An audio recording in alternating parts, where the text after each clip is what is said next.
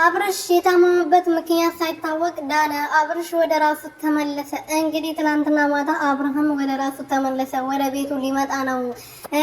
ዴቪም ደግሞ ከነሩትዬ ሀሳብ ጋር ተስማምቶ እሺ ይመጣል ብሎ ሲናገር እንግዲህ ያ ኮሮሪማ የሚባለው ሰውዬ ኩባያ የሚያክለው ዳኒ የሚባለው እንግዲህ እንዴት ትስማማለህ? አብርሃም ደና አይደለም። ደና የሚሆነው ከኤርሜላ ጋር ሲሆን ነው፣ ከውሽሚቷ ጋር ሲሆን ነው ብሎ ተናግሯል። እንግዲህ ይሄ ፋራ ማለት ነው። ፋራ ምን ይመስላል? አንተ ምን ቤት ነህ? ሲጀመር ምን ቤት ነህ? ሩቲ ናት በቃ የሚመለከታት ከቤተሰቦቹ በኋላ ማለት ነው። እናንተ አይመለከታቸው፣ ወንድሞቹ ይመለከቱታል። አብርሃም ትልቅ ሰው ነው፣ ሕፃን ልጅ አይደለም። እናትና አባት አለው። እውነት አብርሃም ታሞ እንደዚህ 15 ቀን ሙሉ እንደዚህ ሲሆን እናትና አባት እያለው ስልክ አላቸው እኮ ይከታተላሉ አይደል እንዴ?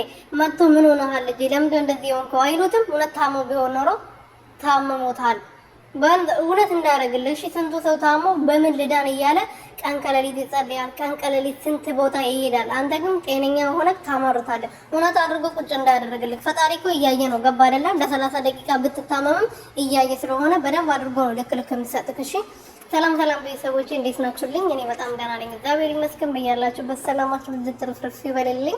ለዚህ ቤት ለዚህ ቻናል አዲስ የሆናችሁ ሰብስክራይብ፣ ሼር፣ ላይክ እያደረጋችሁ ቤተሰብ ሆኑልኝ እና ሩትዬ በአዲስ ነገር መጣለች በቲክቶክ